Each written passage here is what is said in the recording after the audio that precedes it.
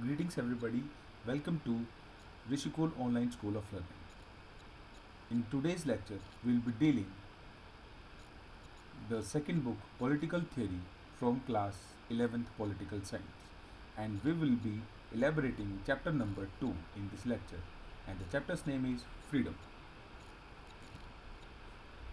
See students, what do you mean by freedom? The very first topic is what is freedom? In freedom there is a absence of constraints. Constraints means restrictions. So, by definition, freedom is said to exist when external constraints on individual are absent.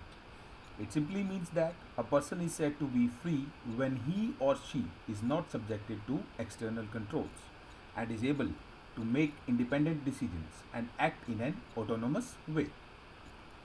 Freedom is also about expanding the ability of people to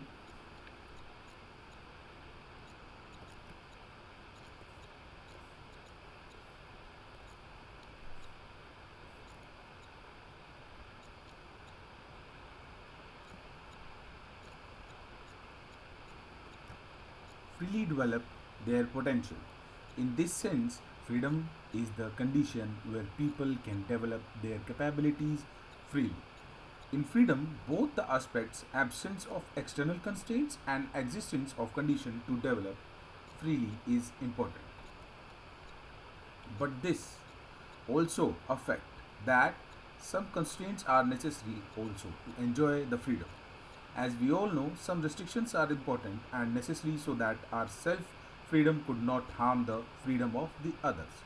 Also, these important restrictions are needed so that no one could ever take away this freedom of ours or yours. There are various social constraints which are negative, for example, caste system or any sort of discrimination. And we all should remove these kind of constraints to enjoy the condition of freedom to develop ourselves as we desire.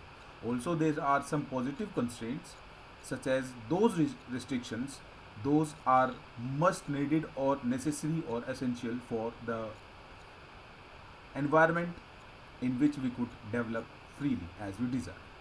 This is all from module 1. We'll be meeting in next module. Thank you and have a nice day.